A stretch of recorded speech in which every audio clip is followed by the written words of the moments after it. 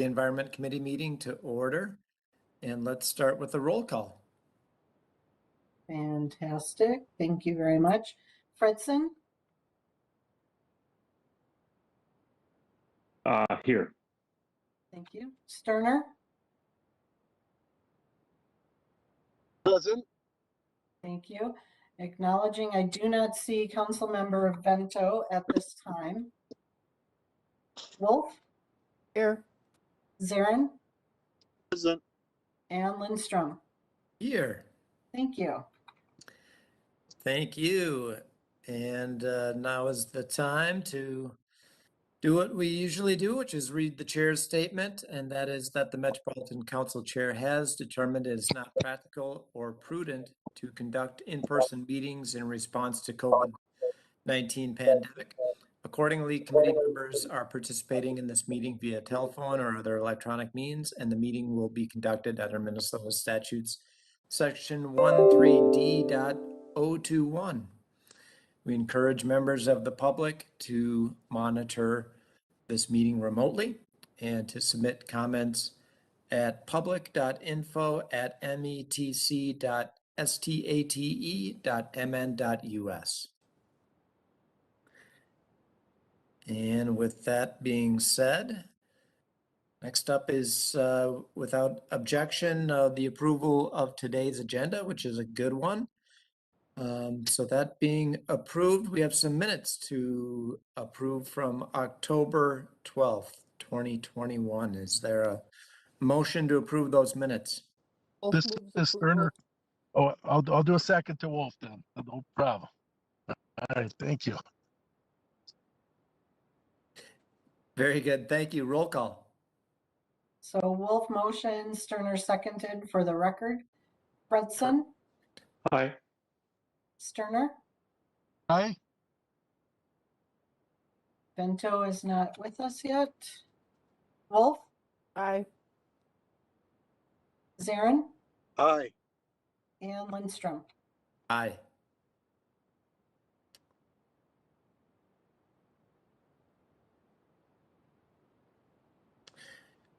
All right, and that takes us to today's consent agenda, where we have two items, janitorial services at the Metropolitan Wastewater Treatment Plant and municipal solid waste and industrial waste for Metropolitan Council Environmental Services facilities.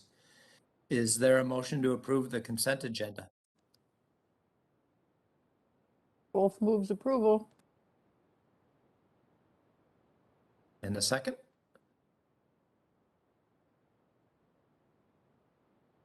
Brett's on second. Super, thank you. Roll call on the consent agenda. Thank you. Fredson? Aye. Sterner? Aye. Wolf? Aye. Aye. Zarin?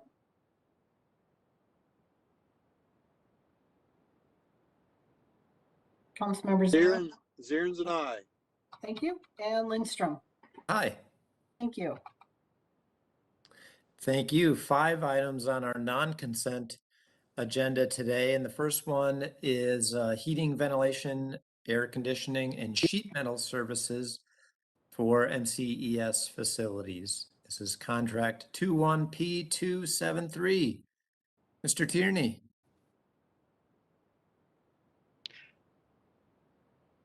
Hello, Mr. Chair, and good afternoon, council members.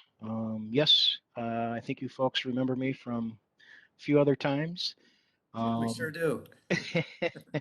So again, John Tierney, Mechanical Maintenance Manager for our environmental services facilities. Yeah, so the business item is for heating, ventilation, air conditioning, and sheet metal services at MCS facilities. Next slide, please. So the maintenance business unit for ES is requesting the heating and ventilation, air conditioning, maintenance services contract for the following reasons. A contractor can provide variability in staffing, maintain all licenses and provide training for the expertise in working with our equipment, and supply all the tools and equipment necessary to maintain and repair our equipment. Next slide, please.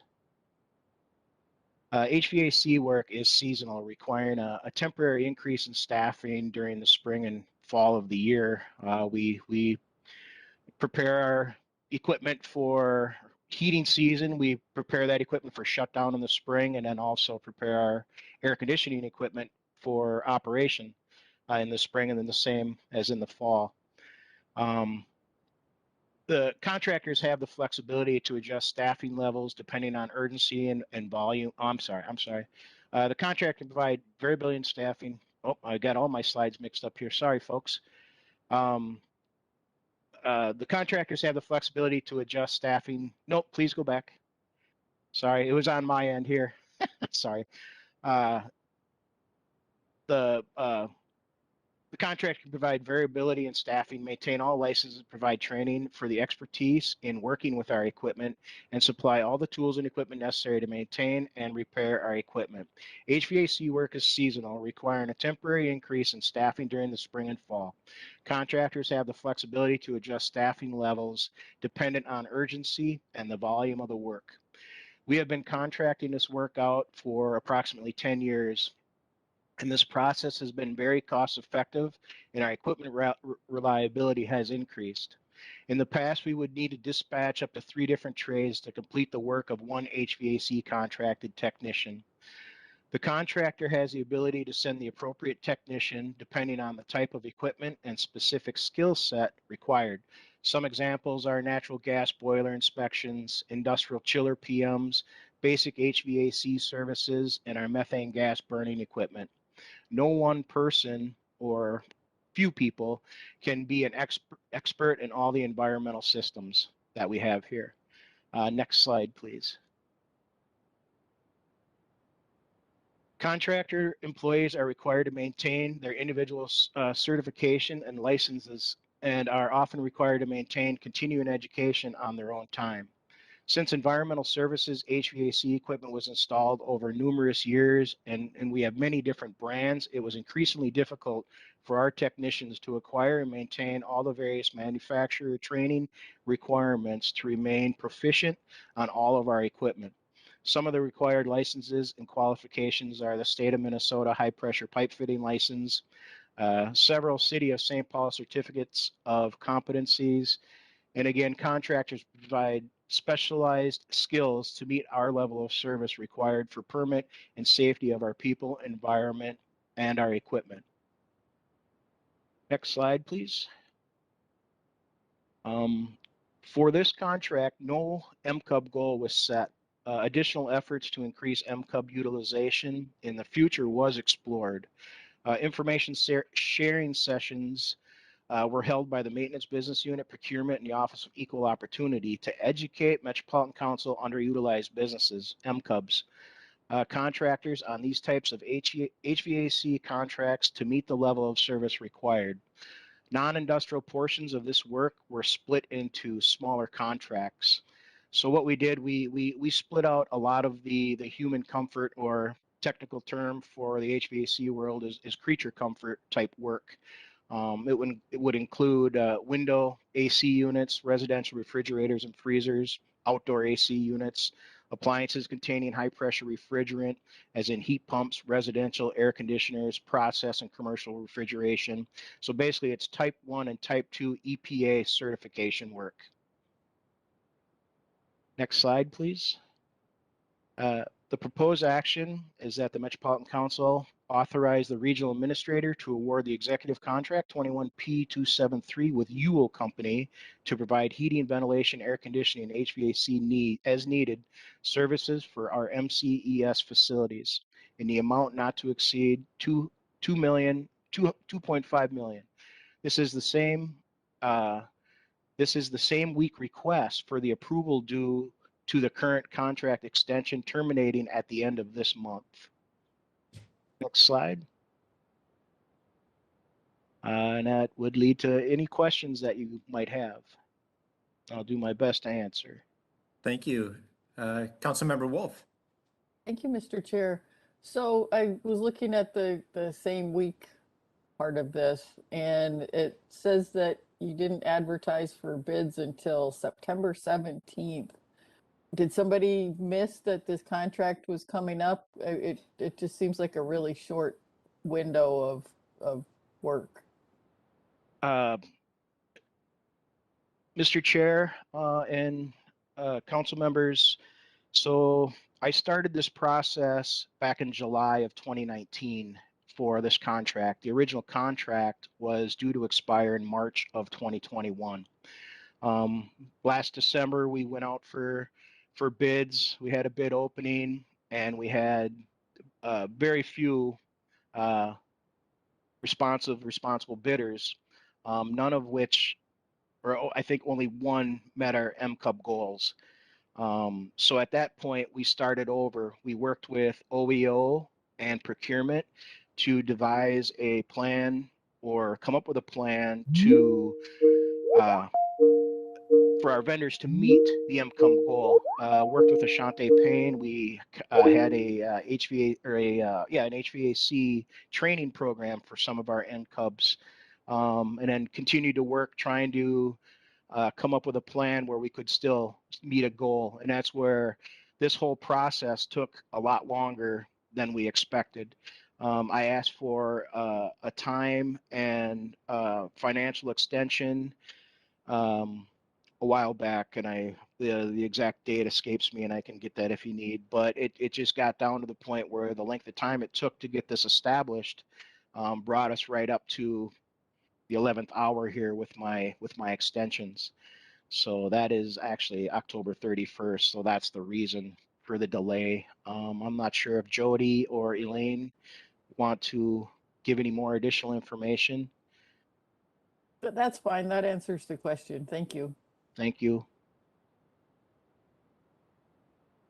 On a related note, so you had a concerted effort to reach out to MCUBs, but there's no MCUB goal for this contract. Could So you like I expound upon that? Yeah, thanks. sorry. Yes, so we split out, like I said, approximately it's $450,000 worth of work, and we got that number just from historical data for an MCUB. So we can, solicit two just MCUB firms to take on that extra work, which I mentioned is the outdoor AC units, appliances containing high pressure refrigerant, heat pumps, that type of stuff, type 1 and type 2 EPA certification work. So that work was split out specifically for an MCUB. A lot of the work as far as the process equipment and that type of stuff was very hard to identify an MCUB that could meet our level of service. But so that was our approach to meet that MCUB goal. Worked extensively with OEO and procurement on that. So I'm actually pretty proud of the efforts that we put forth and the collaboration that we've done to come up with this. So Fantastic. And that 400,000, will that be coming before our committee at a future date for approval? Or? I believe that's below the threshold, but it'll be a 3-year contract with the option to renew for 2 12-month periods. Yeah, and that should be. I know it's in the queue right now to go out for bid. I know we have some other obligations that are a little bit before that. So procurement and OEO will be working on that very soon. That's great news. Councilmember Zirin. Yes, thank you, Chair Lindstrom. Mr. Tierney, I want to here I go. I'm going to do the thank you thing. Thank you for your effort on this. I do recognize that we've had back and forth and continued conversation on trying to include an MCUB for this. I think you did a great job. You got where we wanted to. It took a while. I recognize that, and I thank you for it. And I thank you too. I mean, I made another contact with Gary Thaden, who is the Minnesota Mechanical, works for the Minnesota Mechanical Contractor Association, and he's given me a lot of insight. He's given me some information on what we can maybe try to do a little better, or enhance our practice here. So I appreciate you giving me that contact. Thank you. That's what I thought. I was going to say, I thought that was Councilmember Zirin that put that together. So good job, all of you. I was going to ask, is it getting harder or is it about the same to find licensed contractors for all of these different things, the boiler, gas heating, the methane, all of these different things that require all these licenses? Is it Well, I harder think- to find contractors, or has it always been hard, or is it getting easier? Well, I think eventually, with all of our efforts, it will get easier.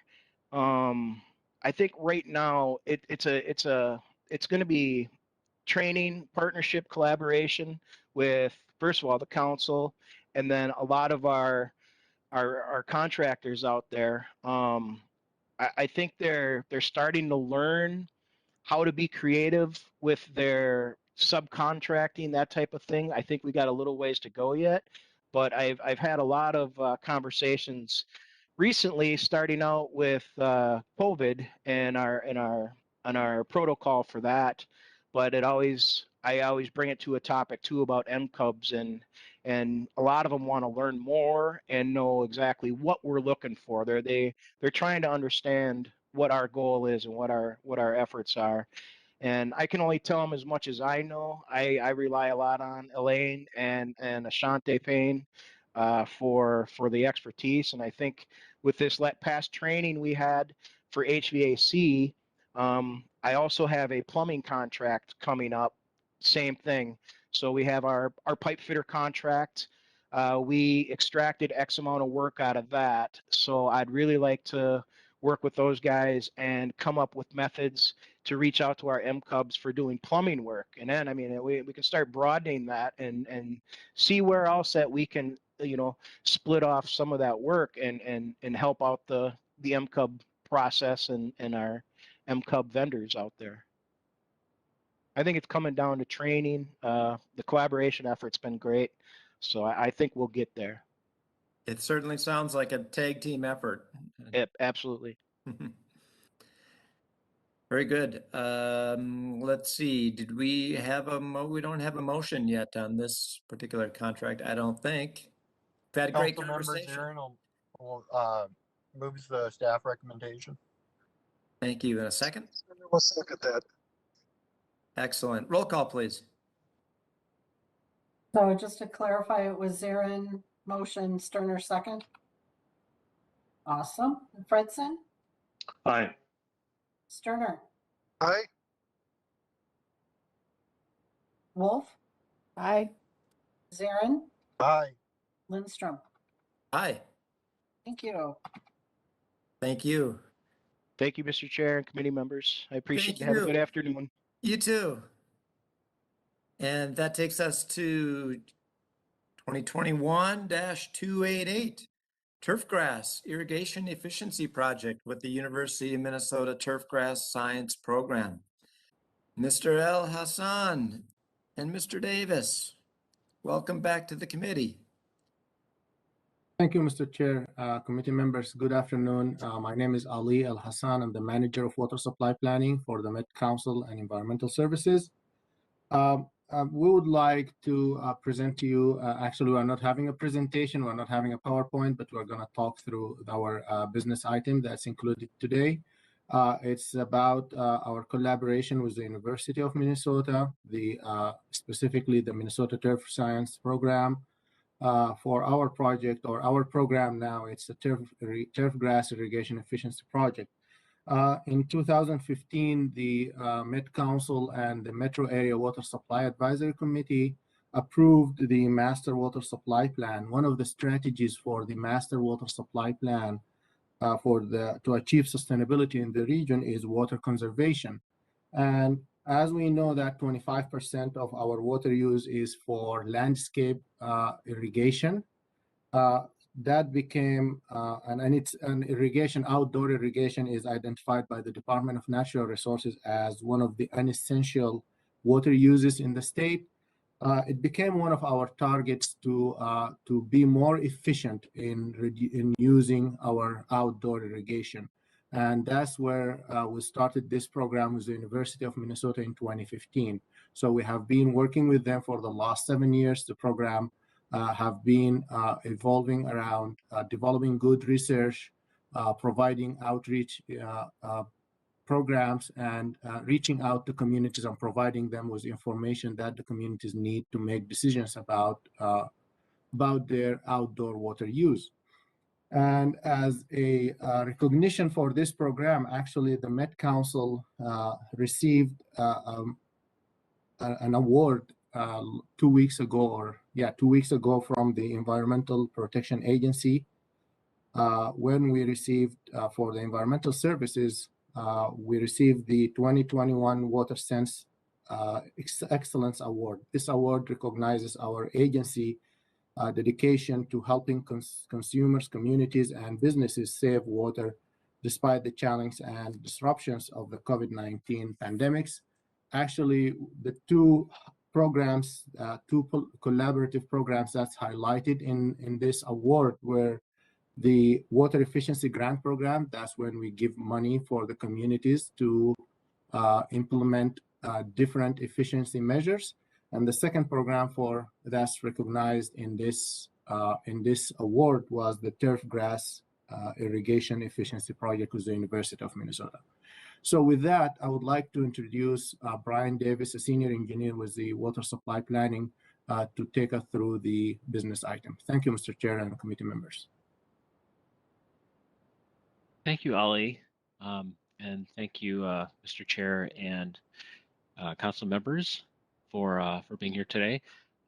This project is one that we started a couple of years back, as Ali said, I think back to 2015 with the University of Minnesota, and it's one that has been, I think, quite successful thus far. It's been a very good partnership between our organization and theirs. Of course, the background is one that you're familiar with. At least a quarter of our total water use here in the Twin Cities residentially is put on lawns through irrigation.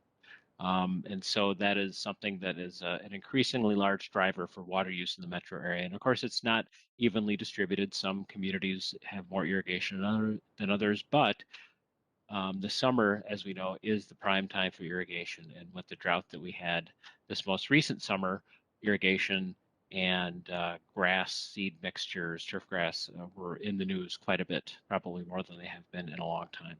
So our project with the university has been going on for a couple of years now. It has started, when it began, it was more in the data collection and analysis phase, when we were trying to get our arms around the problem and understand exactly how much water we were using outdoors and how leaky these irrigation systems could be or were. And so we've done a lot of work on that, both from going out into the field and measuring these items in people's lawns across the metro area, doing surveys, and then of course doing some research at the university where we are doing, we have some drought experiments going on with different turfgrass species and also different irrigation systems that we've installed to see just how much water it's possible to save through doing things such as replacing your controller with an EPA weather-based smart controller or soil moisture sensor, or going in and doing an irrigation audit and seeing just how much leaking is occurring in the system and how much you can save when you take care of that through an irrigation audit and proper maintenance. So we've been doing that work. We are still doing some research and data collection, but we've really been transitioning in the past 2 years to this project being more of an education and outreach kind of project. And so we have done some really good work, I think, with the state fair and with having meetings and educational sessions at the university campus and also at our site at the Minnesota Landscape Arboretum. But of course, this happened to be the time that COVID occurred, and that has really been a challenge for any kind of outreach oriented program like ours, but we did manage to work around it, I think, pretty well. We have done a number of webinars over the past 18 months that have been very well attended.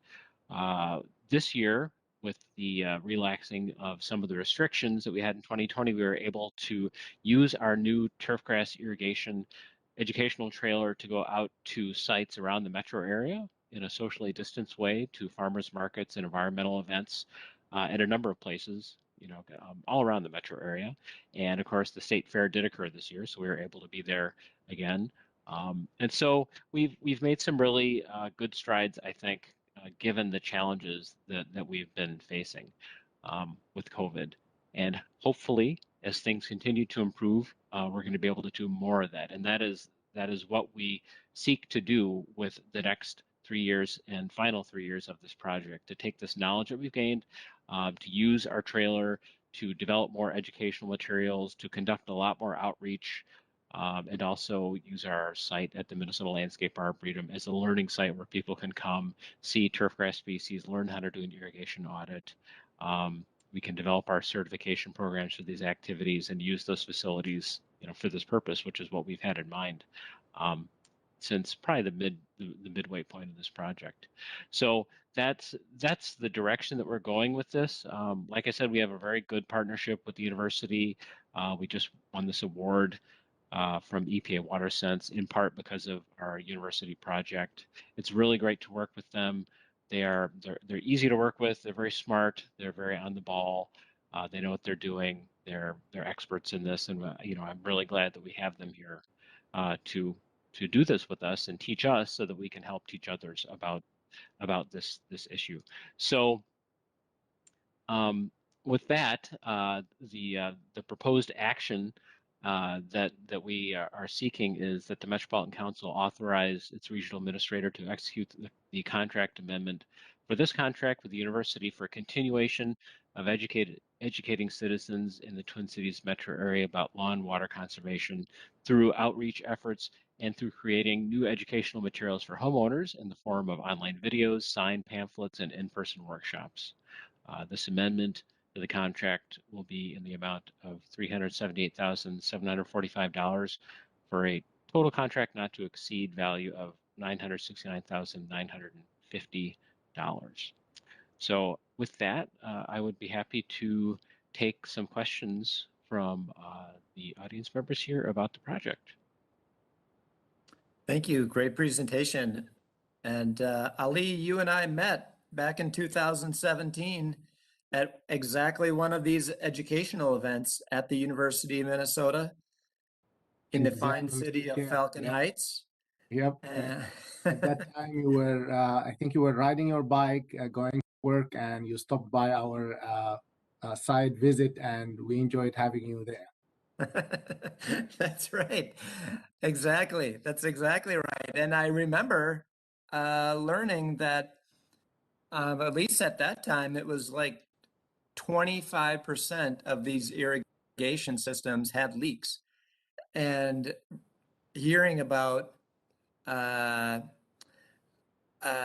if you have a head that's been knocked off on your irrigation system, and it's 4 a.m, you're never gonna, what are the chances that you're gonna see that, and it's just gonna leak, hundreds, thousands of gallons of water before you ever catch it. So yeah, I support this wholeheartedly, but any other questions or comments?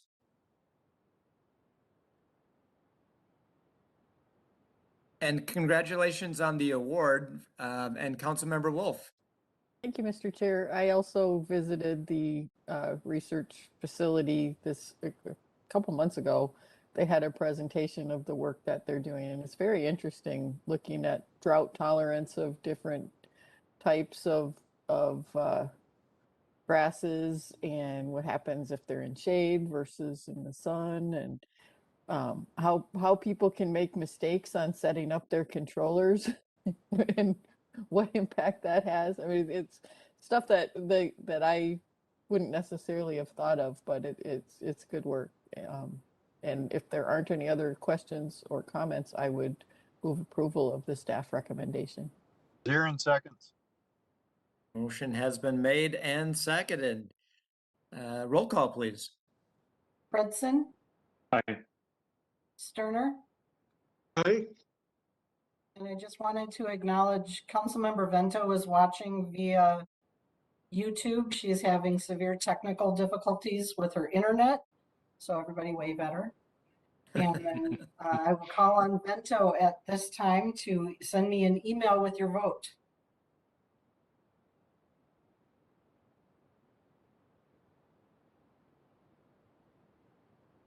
Susan, do we want to wait for that I or? don't- Yeah, I think at this time, I was going to give her a moment, but she may have stepped away. So Wolf, Aye.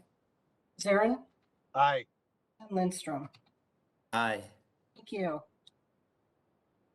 Thank you. And again, Committee congratulations. members, thank you very much. And we invite all of you again next spring. We're going to have more of those activities.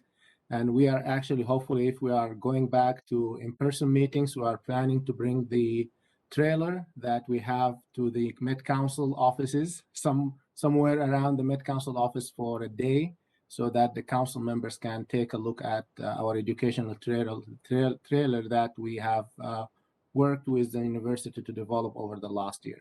Thank you very much. Very cool. We will be there. All right. 2021-289, authorization to hold a public hearing on the draft facility plan for the Hastings Wastewater Treatment Plant, MCES Project 809800. Heidi Hutter, Chad Davidson, welcome. Thank you. Good afternoon, Mr. Chair and committee members. This afternoon, Chad Davison and I would like to share with you a summary of planning work that we've completed for relocation of the Hastings Wastewater Treatment Plant before requesting authorization to hold a public hearing on the draft facility plan. Next slide, please. The 2040 Water Resources Policy Plan includes planned replacement of the Hastings plant to serve the long-term service area, which may include land areas of Marchand, Nininger, or Vermilion townships. The long-term planned capacity for the Hastings area requires a facility able to treat 10 million gallons per day. The existing plant, which is located in downtown Hastings, has a capacity of 2.34 million gallons per day, and it presents challenges to major renewal, to land use compatibility, and expandability in response to reliable service issues, growth, and changes in regulatory requirements. Based on a 2020 condition assessment, in order to continue reliable service at Hastings through 2040, an investment of approximately $26 million would be required. That cost does not include expansion or make significant upgrades to equipment or any building systems. Relocation of the Hastings Wastewater Treatment Plant service at this time does avoid major investment at a site that cannot meet the long-term needs of the service area. Next slide, please. The wastewater treatment plant would be relocated about 2 miles southeast of the existing plant site to MCES owned property located on parcels in both the cities of Hastings and in Ravenna Township. The site consists of 221 acres that are framed by the Vermilion River and Ravenna Trail, and it's bisected by the Canadian Pacific Railroad. 2 utility easements do encumber the site. There is a large overhead power line from Xcel Energy and a shallow 10-inch diameter oil pipeline that's owned by British Petroleum. The estimated cost of the new treatment plant is about $102 million. Estimated at $19 million, the outfall to the Mississippi River is the most cost-effective and environmentally sustainable option. This work would be delivered via the design-build process and is anticipated to occur 2024 to 2026. This approach requires the design builder to certify the plant process performance, and it keeps the responsibility for performance with them until council acceptance. At least 1 year of commissioning and process proving by the design builder would start in 2027. A new lift station, force main, and gravity sewer are needed to transport wastewater to the new plant site. The lift station and conveyance system are estimated at a combined cost of $21 million. This work would be delivered via the design bid build process. from 2024 to 2026. Commissioning of that system, those systems would be complete prior to startup of the new plant. Following successful commissioning of the new plant, the existing plant would be decommissioned and the land would be returned to the city of Hastings for redevelopment. The estimated cost of site decommissioning is $3 million. The planning level cost estimate for this program is $145 million. That cost does include a standard 30% contingency for any undefined design details, and it includes a 3% annual inflation rate between now and the midpoint of construction, which is about 2025. Next slide, please. Relocation of the BP pipeline to the property boundary allows us to site the new facility on about 10 acres of natural high ground located in the southwest corner of the property. The facility would be located in the city of Hastings only, with no treatment plant infrastructure constructed in Ravenna Township. Shown here is a conservative site layout depicting a conventional BioP plant, which is expected to have the largest footprint of all facility alternatives under consideration. The dark shapes depict infrastructure required for initial construction of the facility, and the empty shapes depict infrastructure required to meet the 10 MGD ultimate planned capacity for the service area. The new facility. Ms. Hutter, if we could take a break for one quick question. Councilmember Zirin has a question, I believe, on this point.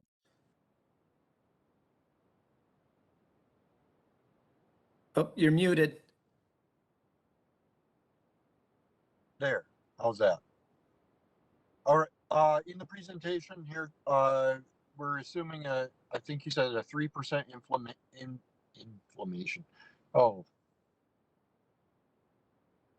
inflation rate, with construction costs, the cost of steel and raw materials. I know the professional services part of it has been growing faster than the materials. Is that, but can we revisit that 3%? Because I'm not feeling like that's going to be accurate at that when that actually happens. Could you step back and talk about the inflation rate of the project, if you would, please? Sure, I could do that, and I do understand your concern. The 3% annual inflation rate is standard MCES financial guidelines. At this point in the planning process, it is an appropriate number to use. I wonder if finance or someone else on the line might be able to add to that. Can pause for a moment there. Mr. Chair. Yes, please. Hello, my name is Janine Clancy. I'm the Assistant General Manager for Wastewater Planning and Capital Project Delivery. And I did speak with our finance analyst who has kept track of inflation rates over the years since, well, actually for many years, but he looked at the value from 2005 to 2020. And the annual average construction inflation rate is in fact 3%. Now, to Councilmember Zirin's comment, in 2021, the construction inflation rate has been about 8%. So we are in an anomaly of a sorts at this point in time. And of course, this is something we will continue to watch as we advance the project. Ms. Hutter mentioned the fact that there is a 30% contingency rate. That also protects us as we advance our program as well.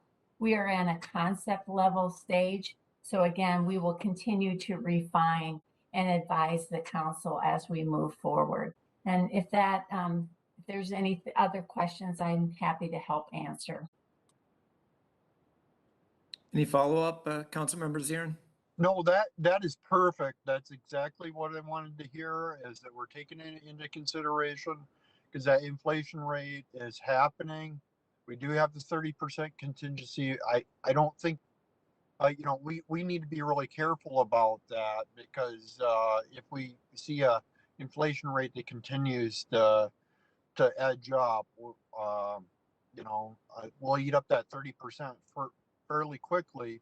At 30% should be there for unknown design flaws throughout engineering, something that you can't maybe design flaw isn't the right word, but to be able to anticipate, you got to have a shock absorber in there to be able to absorb, any engineering changes that come along.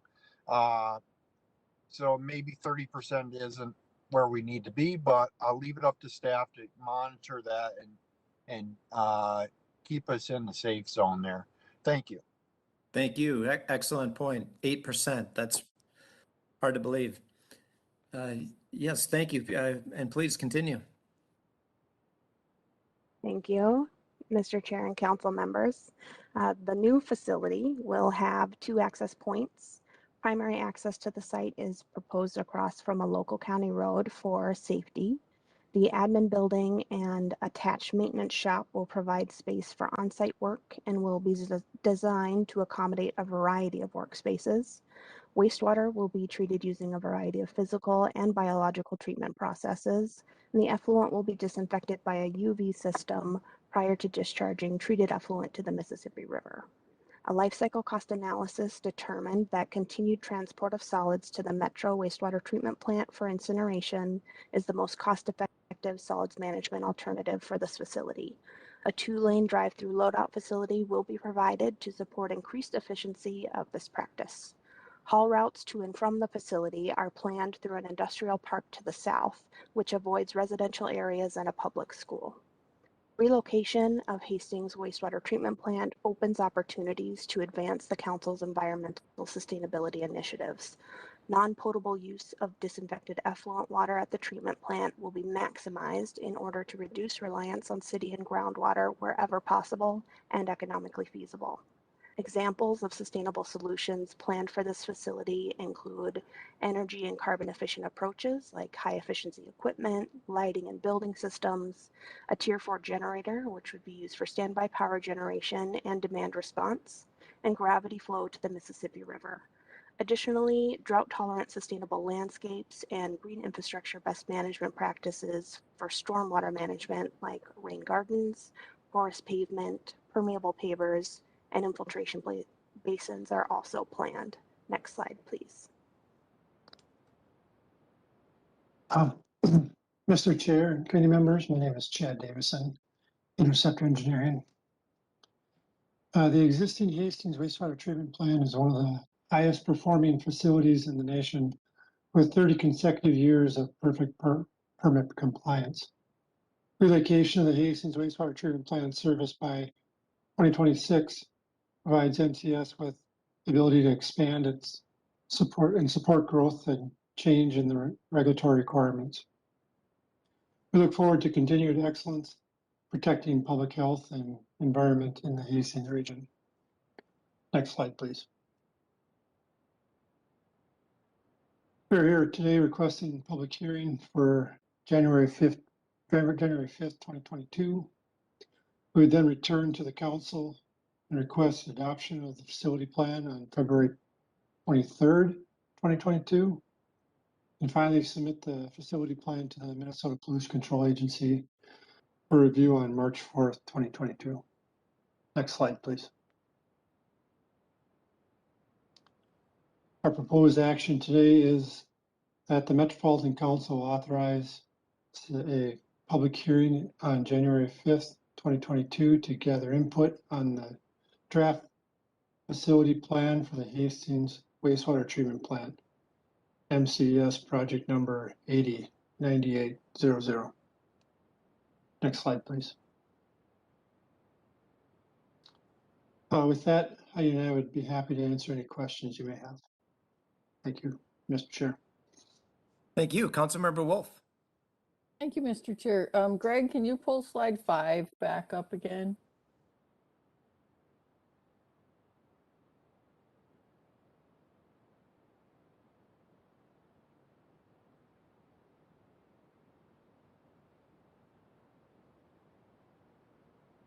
Thank you.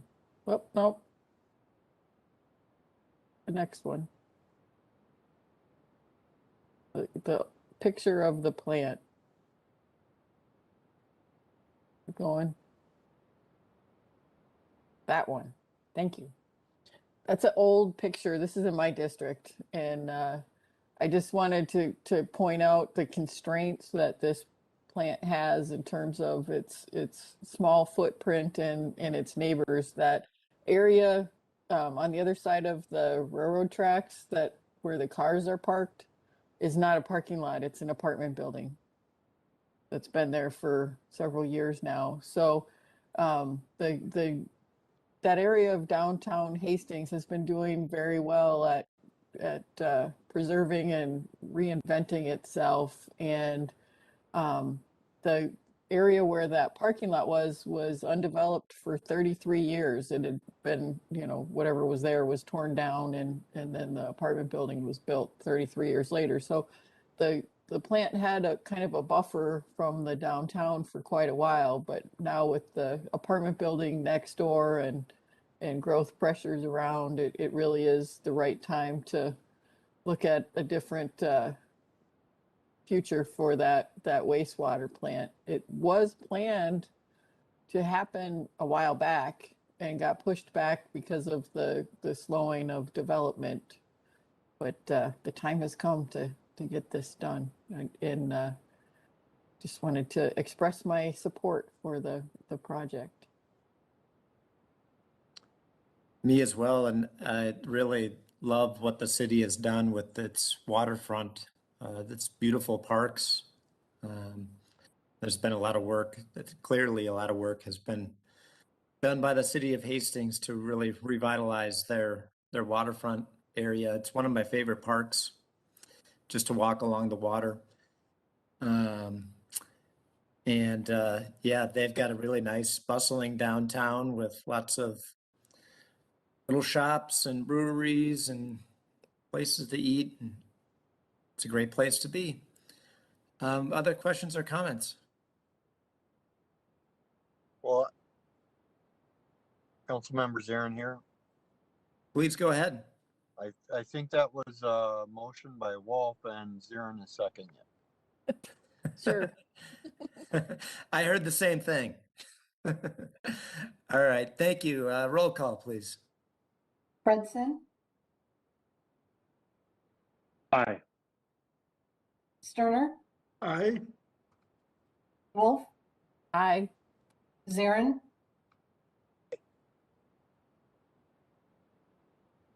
Aye. and Lindstrom.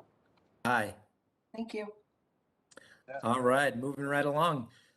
2021-290 Blue Lake Wastewater Treatment Plant Final Stabilization Facility and Solids Renewal Project.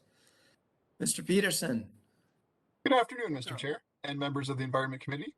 My name is Jason Peterson. I'm a principal engineer in the plant engineering and project manager at the Blue Lake Wastewater Treatment Plant. I'm here to present the business item 2021-290 Blue Lake Wastewater Treatment Plant FSF and Solids Renewal. Next slide, please. Blue Lake Wastewater Treatment Plant treats wastewater from 29 communities and 300,000 residents in the Southwest metro area. The plant location shown here is in Shakopee, just south of the Minnesota River, west of 169 on Highway 101. The plant effluent is conveyed to the Minnesota River via a 1-mile pipe that heads west from the plant and turns north between Blue Lake and Valley Fair. Next slide, please. A condition assessment was completed at the Blue Lake plant in January of 2020. There were a few items in the plant that have reached the end of life and need to be replaced prior to the schedule of the recently approved facility plan. These items include a larger regenerative thermal oxidizer, which will enable the increased use of digester gas as a fuel source and also remove pollutants from the exhaust air. A second item is the replacement of the digester gas storage membrane cover. The cover allows control of the flow of the digester gas to the dryer. Multiple air handling units are being upgraded to be compatible with the new automated controls, and there are numerous sections of process piping and equipment that need renewal, which include the dryer feed mixer, waste activated sludge valves, and the pneumatic carrier piping. Next slide, please. The project was advertised on August 9th, and bids were opened on September 23rd. 4 bids were received, and the lowest responsive and responsible bidder was Pioneer Power with a bid of $4,622,202. The Office of Equal Opportunity set a Met Council underutilized business or MCUB goal of 2%. To be found responsive, a bidder must meet the MCUB requirements of the contract, either by meeting the MCUB goal or making good faith efforts to meet the goal. Next slide, please. The proposed action is that the Metropolitan Council authorize the regional administrator to award and execute contract 21P189 with Pioneer Power for the Blue Lake Wastewater Treatment Plant, FSF, and Solids Renewal project in Shakopee in the amount not to exceed $4,622,202. Next slide. I thank you for your time, Chair Lindstrom and members of the committee. I'm happy to take any questions. Thank you. Great presentation. Any questions? This is an important project in Councilmember Barber's district. Any questions, or is there a motion? Mr. Chair, I will channel Councilmember Barber and move this item. Very good. And is there a second? This is Sterner. I would second that, as I'm the one in between these two great plants. Hey, excellent. Roll call, please. Fredson, Aye. Sterner, Aye. Wolf, Aye. Zarin, Aye. and Lindstrom. Aye. Thank you. All right. Last but not least, 2021-291 lift station L24 renovation and force main 7020 replacement in Waconia. This is phase 3, contract 21P009. Mr. Remus, welcome back. Thank you and good afternoon, Mr. Chair and committee members. As you mentioned, my name is Chris Remus and I'm an assistant manager in Interceptor Engineering. And today I'd like to present to you the committee business item 2021-291, lift station L24 renovation and force main 7020 replacement and Waconia force main 7508 phase 3, contract 21P009. Next slide, please. So the project drivers are listed below here. Part of it is renewal of a 50-year-old infrastructure, which is about 2.5 miles of existing force main that we'll be replacing with this project. We'll be meeting the current operational safety and reliability standards with upgrades at lift station L24 with electrical, HVAC, and general access to both the wet and dry side of the lift station. And we'll also incorporate capacity for future growth in the area. Next slide, please. So to give you a little idea, the map on the left is showing the part in orange, that is the 2.5 miles of force main that will be replaced with this project. On the very left side of that, probably a very little dot there is L24, located just east of St. Bonnie, and this work is primarily adjacent to Highway 7 in the right-of-way.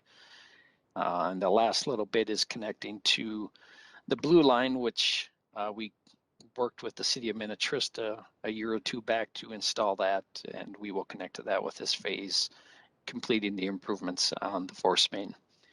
And also on the right side is the little portion, it's about 1/4 mile long, of replacement of the last phase of the Waconia force main, and that is within the city of Victoria along Highway 5, and that is County Road 11 just on the north, intersecting there. So that little portion will be replaced, and that'll complete all improvements on the Waconia force main as well. Next slide, please. So to summarize, again, the renovation of the lift station L24 and replacement of the Interceptor 7020. And we'll connect those improvements to previously installed force main, and that will complete the improvements for that section, along with the replacement of the last original segment of the Interceptor force main 7508, the Waconia force main. Next slide, please. So the project construction schedule, The bidding phase activities took place in August through September of this fall. We are currently in the contractor bid award phase, presenting to the Environment Committee today and bringing it forward to the full council in November. The plan anticipated contractor notice to proceed would be in December of this year, with an anticipated start in May of 2022, with substantial work completed by the end of 2023. Next slide, please. So the bid summary, we received 4 bids, which ranged from $19,059,000 to $26,108,000. Geisinger and Sons was the low responsible bid of $19,059,145.54. And the Office of Equal Opportunity set a DBE goal of 11%. To be found responsive, a bidder must meet the DBE requirements of the contract by either meeting the DBE goal or make adequate good faith efforts to meet the goal. Next slide, please. So the proposed action is that the Metropolitan Council authorizes the regional administrator to award and execute contract 21P009 with Geisinger and Sons Incorporated to construct the lift station L24 renovation and force main 7020 replacement, Waconia force main 7508 phase 3, in an amount not to exceed $19,059,145.54. Next slide, please. And with that, I will be available for any questions. Thank you, Mr. Chair. Thank you. Any questions? Big project happening over the next couple of years. Is there a motion? Mr. Chair, Wolf moves approval. And a second?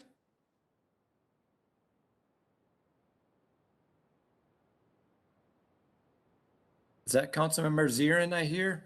Yes. That wants to make a second? Seconds the motion. All right, thank you. Roll call. Fredson, Aye. Sterner, Aye. Wolf, Aye. Zarin. Aye. Thank you. And Lindstrom. Aye. Thank you. All right, that takes us through our non-consent business agenda items. And up next, we have an information item about the Americans with Disabilities Act Transition Plan update. Welcome. Thank you, Chair, members of the Environment Committee. So I am Guthrie Byard, the Metropolitan Council's ADA and Title VI Administrator, and I'm here with Dan Fick, who's a Principal Engineer with Environmental Services, to give you all an update on the ADA self-evaluation and resulting transition plan that's been in place since early last year. We were here about a year and a half ago giving an update, and so we wanted to provide you all with another update here. So Greg, next slide, please. Okay, so according to Title II of the ADA, which impacts state and local governments, the council is required to have an ADA self-evaluation on file that identifies all areas of non-compliance. And so from June of 2019 to December of 2019, we contracted with JQP Incorporated, which is an MCUB, to evaluate all of our facilities. And so it was all of the environmental services facilities, including the Robert and Jackson Street offices, as well as all of our transit facilities. And in doing that, each facility received a report that identified all of the areas where we were out of compliance with the Americans with Disabilities Act, which is over 31 years old now. And over 600 barriers were found. And also what is required of the ADA under Title II is a transition plan that details the self-evaluation process that was undertaken, as well as actions that'll be taken to address those findings. And this is an annually updated transition plan. It's available on the council's ADA and accessibility website. And so next slide, please. Go ahead. So wanted to share with you a couple of photos that really just provide the breadth of the issues that were identified. I mentioned that over 600 barriers were identified, and that was on a scale of 1 to 4, with 1 being the most significant. And the most common barrier level was number 3. So this is really height of operable parts and, say, bathrooms. In this case, on the photo on the left, which is at the East Bethel location, this is an issue with the height of the accessible parking sign, so that would fall under priority level 3. And then the photo on the right is a stop along the Empire Plant public tour route. And so this is just highlighting that this tour route contains stairs, and there was no identified alternative route for individuals who wouldn't be able to take the stairs. And so that was actually a priority 1 finding back in pre-COVID days, where we had public tours on a regular basis. And so that was a priority 1 issue again that popped up at quite a few of the plants. And so, Greg, next slide, please. So I'll hand it over to Dan Fick, Principal Engineer with Environmental Services here, just to talk a bit about the work that Environmental Services has done then to address those findings from the self-evaluation. Well, thanks, Guthrie. Mr. Chair and committee members, my name is Dan Fick, and I am the project manager for the Environmental Services portion of the implementation of the ADA plan. Today, I'd like to update the committee on the progress we have made in 2020 and 2021 on the items that were identified in the plan. That would be the 600 plus items that Guthrie mentioned. As you can see on the slide here, we've been developing staff resources and capability in 3 primary areas. First, we're training ES staff on the ADA design requirements and also the universal design principles that support those. And the training is being done in 2 parts. 1 has already been completed, and part 2 is scheduled for December of this year. Second, we have completed training with ES staff on how to make our electronic documents like PDFs and presentations compliant with ADA and accessibility requirements. And third, we are preparing maps to assist people who visit our facilities. These maps will show features such as where to park and where to check in with security and where accessible routes are. Next slide, please. So in addition, since 2020, we've been addressing the 600 plus ADA barriers that were identified in the plan. And since around that time, plant tours were suspended due to COVID, our work has been mainly focused on restrooms and entrances. However, we have made progress in nearly all areas within the ES facilities. Of those 600 plus barriers identified in the plan, so far 129 have been resolved. Examples of this work include restroom and entrance improvements at the Seneca treatment plant in Egan, entrance improvements at the Empire plant near Farmington in Empire Township, restroom and entrance improvements at the St. Croix Valley treatment plant in Oak Park Heights, and then also restroom, ramp, and entrance improvements at the Metro plant in St. Paul. Next slide, please. So as an example of these improvements, the old ramp at the Metro plant admin building was badly deteriorated. The travel surface had settled areas where you had steep, rough, and unstable concrete, and this made the ramp basically non-functional. Therefore, we replaced that concrete surface and restored its smoothness, slope, and functionality. Next slide, please. Another example, this is the entrance to the break room at the Metroplan admin building. And as you can see, there's a step, but there previously was no handrail. And this proposed a potential safety hazard as well as an ADA barrier. So here we added a ramp, we added handrails, and installed an automatic door opener to eliminate those issues. Next slide, please. Work during 2020 and 2021 has been funded mainly by one-time funds provided by the Office of Equal Opportunity. Looking forward to 2022, funding will be by environmental services directly. And work will be prioritized by the severity of the barrier, though that one, 2, 3, or 4 that Guthrie had mentioned. Will also be prioritized by available opportunities for work in that particular area. For example, if there's a project going on that involves a particular building or area, that's a good time to jump in and do these as well. And then also with resumption of tours, a lot of our tour route barriers are #1 priorities, or as far as severity goes. So when tours resume, that work will be prioritized as well. So next slide. So if you have any questions at this time, Guthrie and I would be happy to answer them, Mr. Chair. Thank you very, very much. Any questions?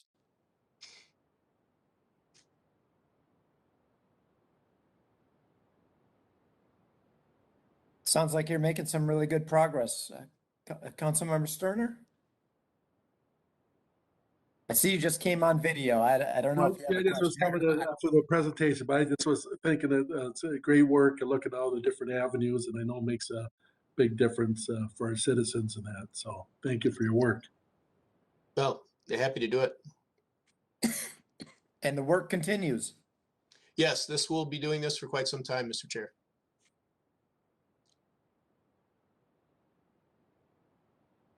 Well, thanks again. If there's no other questions, we'll keep moving on. Thank you very much. Well, And thank you. Thank you. I believe that takes us to our general manager's report. Lisa. Hopefully my dog might interrupt me here. I'm going to say, hang on a second.